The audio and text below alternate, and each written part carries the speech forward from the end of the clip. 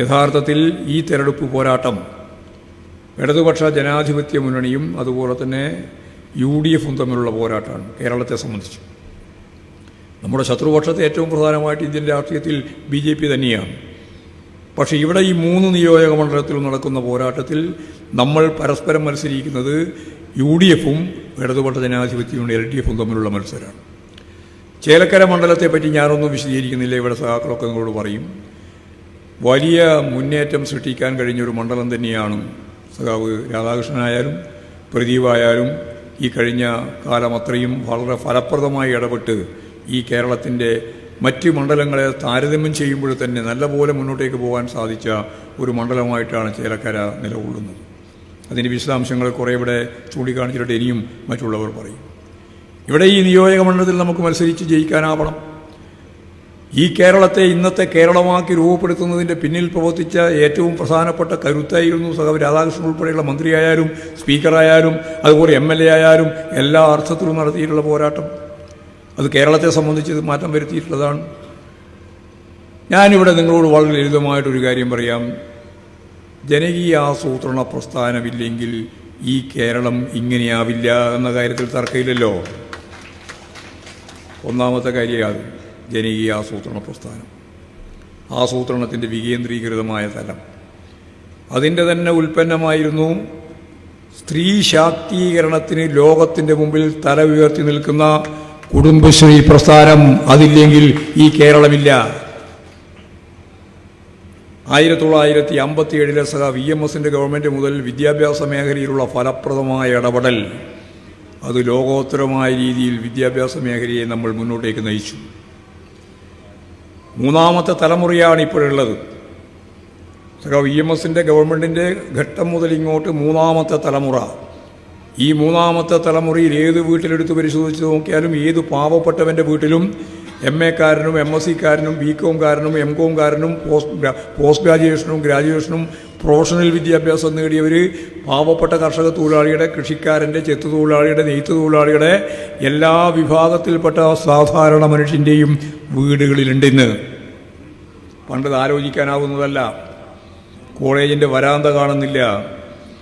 ലോകത്ത് ഏറ്റവും കൂടുതൽ ഉന്നത വിദ്യാഭ്യാസം നേടിക്കൊണ്ടിരിക്കുന്ന സ്ത്രീകളുള്ള നാടേതാണ് എന്നതിന് ഒറ്റ ഉത്തരം മാത്രമേ ഉള്ളൂ, അത് ഈ കേരളമാണ്. ഇതാണ് കേരളത്തിൻ്റെ പ്രത്യേകത. ലോകത്താണ് ഞാൻ പറയുന്നത്, ബെയ്ജിങ്ങും അല്ല കാലിഫോർണിയയും അല്ല, ഈ കേരളമാണ്. ഈ കേരളം ഇടതുപക്ഷ ജനാധിപത്യ പ്രസ്ഥാനത്തിൻ്റെ കയ്യിലൂടെ വളർന്നു വന്നപ്പോൾ ലോകോത്തരമായ രീതിയിൽ ഒരു വ്യത്യസ്തതയുള്ള ആരോഗ്യമേഖല ഉൾപ്പെടെയുള്ള ഘട്ടത്തിൽ നമ്മൾ കോവിഡിൻ്റെ പശ്ചാത്തലം വന്നപ്പോൾ അവർ തന്നെ പറഞ്ഞു, അമേരിക്ക തന്നെ പറഞ്ഞു, ഇന്ത്യയെ വിലയിരുത്തിയിട്ട് ഇന്ത്യയോടൊപ്പം തന്നെ ചേർത്ത് കേരളം ഒരു രാജ്യം പോലെയാണ് അവർ കാണുന്നത്. വിസ്മയിപ്പിക്കുന്ന കേരളം, അതാണ് കേരളത്തിൻ്റെ പ്രത്യേകത. ആ കേരളത്തിൻ്റെ പ്രത്യേകതയിൽ നിന്നുകൊണ്ടാണ് നമ്മൾ ആരോഗ്യമേഖല കൈകാര്യം ചെയ്തത്. വിസ്മയിപ്പിക്കുന്ന രീതിയിലായിരുന്നു അമേരിക്കക്കുൾപ്പെടെ. വിദ്യാഭ്യാസ മേഖല ലോകോത്തരമായ രീതിയിൽ നമ്മൾ കൈകാര്യം ചെയ്യുകയാണ്. അഭ്യസ്തവിദ്യരായ യുവതി യുവാക്കൾ ഇത്രയും കൂടുതലുള്ളൊരു നാട് ഇന്ത്യയിൽ വേറെയില്ല. ഞാൻ പറഞ്ഞതാണ് കാരണം. അവിടെയെല്ലാം പ്രമാണിമാരുടെ മക്കളാണ് പോസ്റ്റ് ഗ്രാജുവേഷനും ഗ്രാജുവേഷനും നേടുന്നത്. ഇവിടെ ഏത് പാവപ്പെട്ട മനുഷ്യൻ്റെയും കുടുംബങ്ങളിൽ കൂരകളിൽ ഉൾപ്പെടെ ഇന്ന് ഞാൻ ഈ പറഞ്ഞ ഉന്നത വിദ്യാഭ്യാസം നേടിയ പുതിയ തലമുറയുണ്ട്. അതിവിടെ പ്രത്യേകതയാണ്. എല്ലാവർക്കും വീട് എന്നുള്ളത് കേരളത്തിൻ്റെ മാത്രം പ്രത്യേകതയാണ്. ലോകത്ത് തന്നെ മുതലാളിത്ത സമൂഹത്തിൽ എല്ലാവർക്കും വീട് എന്നുള്ളത് നടപ്പിലാക്കുന്ന ഒരു കാര്യമല്ല. നമ്മളിപ്പോൾ ലൈഫ് പദ്ധതിയുടെ ഭാഗമായിട്ട് 5 ലക്ഷത്തിലധികം ആളുകൾക്ക് ഇപ്പോഴും വീട് നൽകിയിട്ടുണ്ട്. ഇനിയും വീട് നൽകിയാൽ ലോകത്തിൻ്റെ മുമ്പിൽ മുതലാളിത്ത സമൂഹത്തിൽ പാവപ്പെട്ട മനുഷ്യന് മുഴുവൻ വീടുണ്ട് എന്ന് പറയാൻ കഴിയുന്ന ഒരേ ഒരു നാട് അത് ഈ കേരളമായിരിക്കും. പട്ടിണിയുടെ കാര്യം എടുത്ത് പരിശോധിച്ചാലും സംഭവം തന്നെയാണ്. നമ്മൾ 0.5% പട്ടിണി. ആ പട്ടിണിയാണ് ഇപ്പോഴേതാണ്ട് അവസാനിപ്പിച്ചുകൊണ്ടിരിക്കുന്നത്. 64,006 കുടുംബമാണ് അതിദരിദ്രരായിട്ടുണ്ടായിരുന്നത്. അത് 30,000 കഴിഞ്ഞ നവംബർ 1 മാറി. ഇപ്പോഴ് ഈ വർഷം കഴിയുമ്പോഴേക്ക് അതിദരിദ്രരായ 30,000-ലധികം വരുന്ന ആളുകൾ മാറിക്കഴിഞ്ഞ കഴിഞ്ഞ കൊല്ലത്തെയും ഇക്കൊല്ലത്തെയും കൂടി ചേർത്ത് വരുന്ന വർഷമാകുമ്പോഴേക്ക് അതിദരിദ്രരില്ലാത്ത ഇന്ത്യയിലെ ആദ്യത്തെ സംസ്ഥാനമായി ഈ കേരളം മാറാൻ പോവാണ്. പട്ടിണി അവസാനിപ്പിക്കുന്ന ഇന്ത്യയിലെ ആദ്യത്തെ സംസ്ഥാനം. എല്ലാവർക്കും ഭൂമി, എല്ലാ ഭൂമിക്കും രേഖ. ഇതാണ് ഇടതുപക്ഷ ജനാധിപത്യ മുന്നണി മുന്നോട്ടേക്ക് വെക്കുന്ന ഏറ്റവും പ്രധാനപ്പെട്ട മുദ്രാവാക്യം. അത് ഈ രാജ്യത്ത് നടപ്പിലാക്കാൻ പോവുകയാണ് കേരളത്തിൽ ആദ്യമായിട്ട്. ഇങ്ങനെ വിവിധ തലങ്ങളിലുള്ള ജനകീയമായ തലത്തിൽ നമുക്ക് മുന്നേറാൻ സാധിച്ചിട്ടുണ്ട്. അത് വിദ്യാഭ്യാസത്തിൻ്റെ കാര്യത്തിൽ, ആരോഗ്യത്തിൻ്റെ കാര്യത്തിൽ, കൃഷിയുടെ കാര്യത്തിൽ, അതുപോലെ തന്നെ വ്യവസായത്തിൻ്റെ കാര്യത്തിൽ. ഏറ്റവും അവസാനം നമ്മൾ 25ാം സ്ഥാനത്തായിരുന്നു വ്യാവസായിക മേഖലയുടെ നമ്മുടെ സ്ഥാനം. ആ 25 മാറി പിന്നീട് 15ആയി. ഇപ്പോഴ് കേന്ദ്ര ഗവൺമെൻറ് നമുക്ക് ശക്തിയായിട്ട് എതിരാണ്. ഇവിടെ സ്വാതപ്രാസംഗികം പറഞ്ഞ പോലെ നമ്മളെ പ്രതിരോധിച്ചുകൊണ്ടിരിക്കുകയാണ്. എന്നാൽ പോലും കണക്കെല്ലാം വരുമ്പോൾ ഇന്ത്യയിലെ വ്യാവസായിക ശൃംഖലയിൽ പ്രത്യേകിച്ച് ചെറുകിട വ്യവസായ സംരംഭകരുടെ പ്രവർത്തനങ്ങളെപ്പറ്റി വിശകലനം ചെയ്തപ്പോൾ 2,40,000-ഓളം രജിസ്റ്റർ ചെയ്ത ഈ കേരളമാണ് ഇന്ത്യയിൽ 1ാം സ്ഥാനത്തായത് എന്നുള്ളത് അവർക്ക് മറച്ചു വെക്കാൻ സാധിച്ചിട്ടുള്ളതല്ല, മറച്ചു വെക്കാൻ സാധിക്കുന്നതല്ല. ഒരു 5-6 ലക്ഷം ആളുകൾക്ക് തൊഴിൽ ലഭിക്കുന്ന സ്വയം സംരംഭക പ്രവർത്തനമാണ് കേരളത്തിൽ നടന്നു വരുന്നത്. ഇങ്ങനെ എല്ലാ അർത്ഥത്തിലും ഒരു പുതിയ കേരളമായി, ഒരു പുതിയ നവകേരളം ഒരു 10-20 വർഷം കൂടി കഴിയുമ്പോഴേക്ക് ലോകത്തെ ഏറ്റവും കൂടുതൽ വികസനം നേടിയ 400 കൊല്ലക്കാലത്തെ വികസനം നേടിയ ജനാധിപത്യ വിപ്ലവം നടത്തി വികസനത്തിലേക്ക് കുതിച്ച വമ്പിച്ച മുന്നേറ്റം നേടിയ രാജ്യങ്ങളുണ്ട് ലോകത്ത്.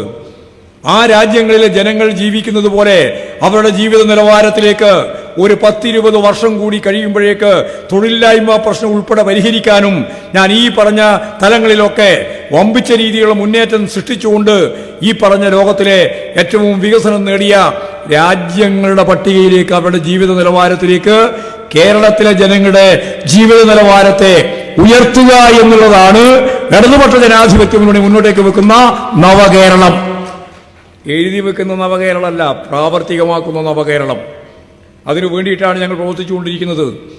എല്ലാ വികസന പ്രവർത്തനങ്ങളെയും ഞങ്ങൾ അനുവദിക്കില്ല എന്നാണ് ലോകത്ത് ഒരു പ്രതിപക്ഷവും പറയാതെ മുദ്രാവാക്യം ഇവിടെ UDF പറയുന്നത്, BJP പറയുന്നത്.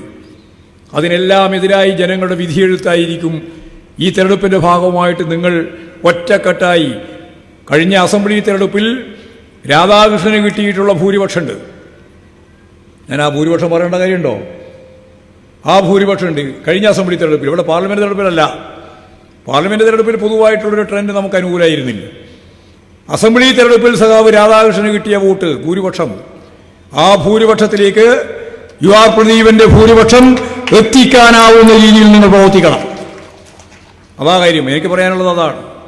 അരിവാൾ ചുറ്റിയ നക്ഷത്രം അടയാളത്തിൽ സഖാവ് K രാധാകൃഷ്ണന് കഴിഞ്ഞ അസംബ്ലി തെരഞ്ഞെടുപ്പിന്റെ ഭാഗമായിട്ട് കിട്ടിയ ഭൂരിപക്ഷത്തിലേക്ക്, ആ വോട്ടിലേക്ക് ഈ നിയോജക മണ്ഡലത്തിൽ UR പ്രദീപനെ എത്തിക്കുന്നതിന് വേണ്ടിയുള്ള പ്രവർത്തനം നിങ്ങളെല്ലാവരും സജീവമായി നടത്തണം.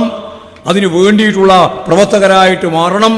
ആ പ്രവർത്തനത്തിലൂടെ ഈ കേരളം ചരിത്രം സൃഷ്ടിക്കുന്ന ചേലക്കരയെ തീർച്ചയായിട്ടും രാജ്യത്തെമ്പാടുമുള്ള ജനങ്ങൾ അഭിവാദ്യം ചെയ്യുന്ന തരത്തിലേക്ക് നമുക്ക് ചേലക്കരയെ ഉയർത്തിക്കൊണ്ടുവരണം. അതിന് നിങ്ങളെല്ലാവരും സജീവമായി രംഗത്തിറങ്ങണമെന്ന് മാത്രം ചൂണ്ടിക്കാണിച്ചുകൊണ്ട് മറ്റ് വിശദീകരണത്തിലേക്കൊന്നും കടക്കാതെ സഖാവ് UR പ്രദീപന്റെ ഭൂരിപക്ഷവും വിജയവും വമ്പിച്ച മുന്നേറ്റം കുറിക്കുന്ന രീതിയിൽ, കേരളത്തിന് മാതൃകയാവുന്ന രീതിയിൽ കൈകാര്യം ചെയ്യാൻ നിങ്ങൾക്കാവട്ടെ എന്ന് മാത്രം ചൂണ്ടിക്കാണിച്ചുകൊണ്ട് ഞാൻ എൻ്റെ വാക്കുകൾ ഉപസംഹരിക്കുകയാണ്.